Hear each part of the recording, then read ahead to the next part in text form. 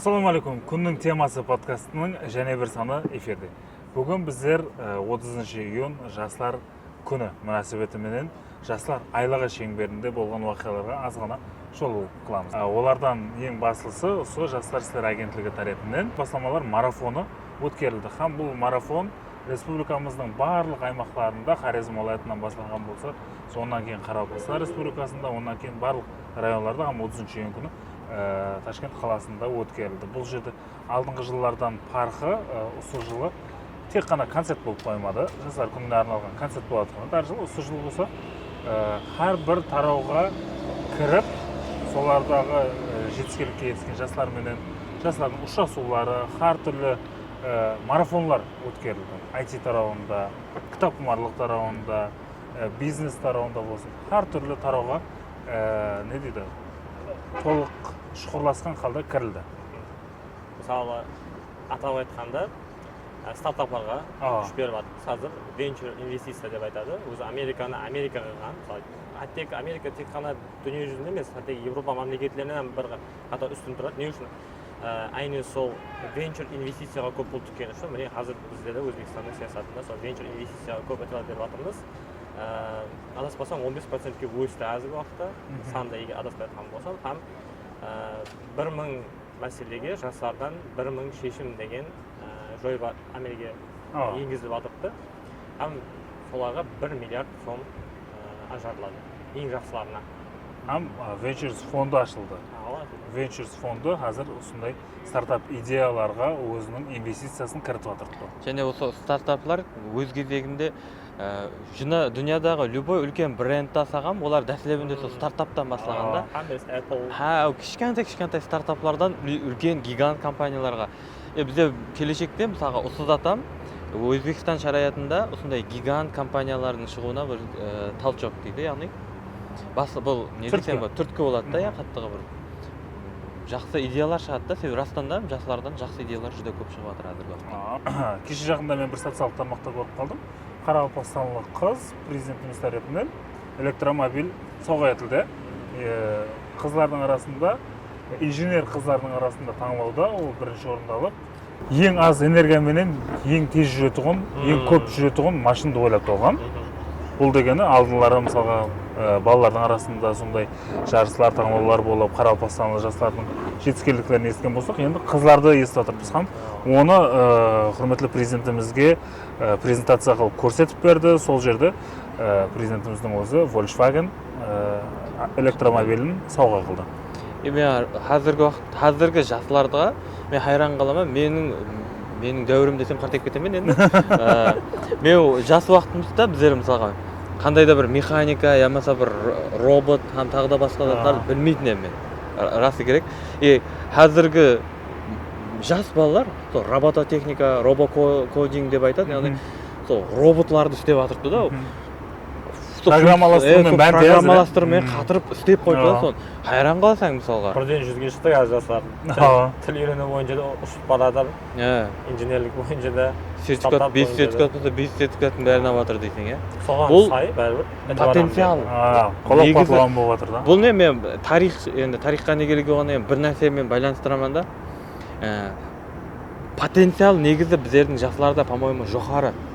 Бұны мысалы Алишер Науаи, Бердақ, Бируни һәм тағы да басқа ғалымдар растанам тек қана жүдә үлкен неменен шыққан ғой, күшменен.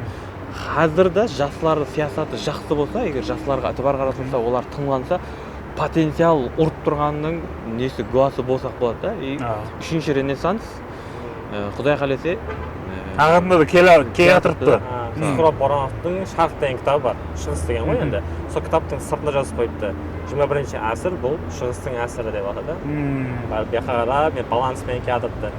Жастар дегенге де президентіміздің ең көп айтатын нәрсе, ең қымбат валюта бұл алдын уақыт деп айтылатын болса, қазір біздердің ең қымбатлы нәрсеміз бұл жастарымыз.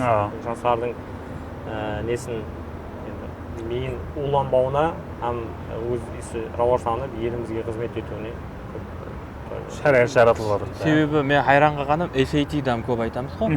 Өзіміздің балалар 1550-1600-дан жинап жатыр да, 1600 оны айтып отырды, мысалы шетелдер шетелде оқитын, мысалы Англия яки Франция балалар 1600 олар үшін бір үлкен нәрсе да.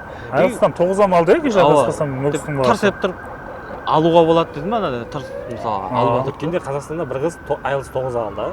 Соны бір үлкен шум болды. Бірақ бізде Өзбекстанда қашу 10-нан өтіп кетті, оны 9 алды. Еш адам айлысынан 9 алып жатыр. Бұлан бір шет тілін білуге деген өте бар. Одан кейін сол 30 июнь қарсаңында сол құрметті президентіміз жастармен ұшасты, үлкен селектор болды. Һәм ол жерде бір топар не дейді, белсенді болған, әрбір тараудағы белсенді болған ер жігітлерге Мартоғлан мемлекеттік сыйлығы һәм келешек бүйнеткары сыйлықтарымен, медалдарымен сыйлықтады. Бұлан бір мотивация. Келешекте және бір мәрте өшіп қалмау үшін қандай бір дәлелдеп қою да бәрібір. Керек, ол нәрсе бәрі керек. Мысалы, үйінің ішіндегі ата-анасына көрсету, міне мама мен құржын жоқпан, әйтеуір беріп жатыр дегендей. Себебі қазіргі жастарда не бір бос уақыт жоқ та меніңше, себебі Әмме нәрсе и жаратылған шарт-шараттан максимал пайдаланып бара жатыр. Максимал пайдаланып жатыр. Мәселен, енді расы, мысалы біз менің деп қартайған адам болмай, менің уақытымда еді английский үйрену бір қиындай һәм уақытым өтіп кеткендей көрінеді да, но баса-бас салып әмме оқи алады. Стереотиплар сынып кетті да. 9-ларды алып тастап жатырды деп жатыр ғой. Жас үлкендердің английский үйреніп алып тастап жатырған не да? Жас үлкен адамдар мектептегі мұғалімдер һәм тағы да басқа андай адамдар да. Талабам сондай болып кетті да қазір. Мектептің мұғалімдерінде дәрежесі төмен болатын болса, өзінің оқушысы ондан жоғары дәрежеде болса, мұғалімге де ұят болып қалды да қазір. Алып, олам мысалы, яғни мен айта жақынатын жасылар шеңберінде әммеге шарт-шарат жаратылған, әмме одан пайдалана алып жатыр да. Олам бір плюс. Сол жастарға берілген имканиятлар, сонымен бір қатар коррупцияның жоқ болуының бір дәлелі. Қазіргі уақытта дүнияның өте бары футбол бойынша жаһан чемпионатында 30 июнь күні президентіміз соны өз алдына бір айтып өтіп кетті. Бұл еді дұрыс ұтып қалған шығар енді, бірақ шығудың өзі үлкен бір жетістіктік. Мысалы, неше жылдан бері шыға алмадық, себебі коррупция араласып, әйтеуір берілмей қалғаннан кейін әйтеуір берілді, қысқа уақыт ішінде сондай нәтиже. Біздердің жас балалар дүния аренасында шықты. Кейін және осы футболдың өзі бір ғана Өзбекстан емес, бүткіл Орта Азияны бірлестіріп, яғни президентіміздің саясатын әмелде дәлелдеп жіберді да, футбол арқылы деп кәдімгідей интеграция. Мен кеше Құшнатбектің несінде көрген едім. Японияның бір газетасы рейтинг қылады, фанатлары бойынша. Қайсы мемлекеттің фанаты көп. Һәм бұл рейтингта Өзбекстан бірінші орында тұрды. Себебі біздерге сол қолап қуатлап отырған қоңсы республикалар, онан кейін СНГ мемлекеттері, солардың бәрін қосқанда ең көп қолап қуатлаушысы бар команда сол Өзбекстан құрама командасы болды. Және бір үлкен жаңалық, мысалға Нүкіс қаласында және бір үлкен плюс десеген болады, бұл кітапханалар үшін һәм Нүкіс жастары үшін. Біздердің артымызда Юртабук кафесі ашылды. Бұл жерде кітап додалаулары, яғни бағанағы интеграцияға жәрдем беретін бір нәрседе, мысалға Нұрабуламенен мен танысуыма себеп сол кітап арқылы болғанда, бұл менің қанегелігім басқа да, бірақ біздерді таныстырған һәм жақын мүнәсебет орнаттырған бұл кітап болды. Һәм осындай бук кафелердің пайда болуы жаслардың интеграцияласуына, яғни тез һәм пікірләш, бірдей пікірлейтұғын һәм басқаша пікірлейтұғын инсанлармен ұшырастырады. И не дейді, қасымыздағы достарымызды көбейтеді.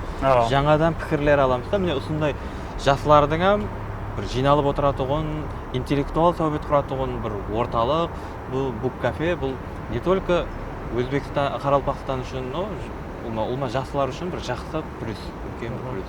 Хақатында да кітапқұмарлар орталығы бір жылдан бері өз іскерлігін көрсетіп отырған болса, біздер әрдайым сол шығып болғаннан кейін бір жерге барып отырып, еледі даудалайтұғын едік, сол жақсы имканият болды. Һәм сол 30 июнь байрам шеңберінде Қарақалпақстан Республикасының жоғары кеңесі басшылығы сол кітапқұмарлар арасында біздердің кітапқұмарлар орталығы клубы координаторы Бибі Хатиша Жолдаспаеваны үміт ұшқыны көкірек белгісіменен сыйлықтады. Бұл да сол кітапқұмарларға деген үлкен бір әтібар болды.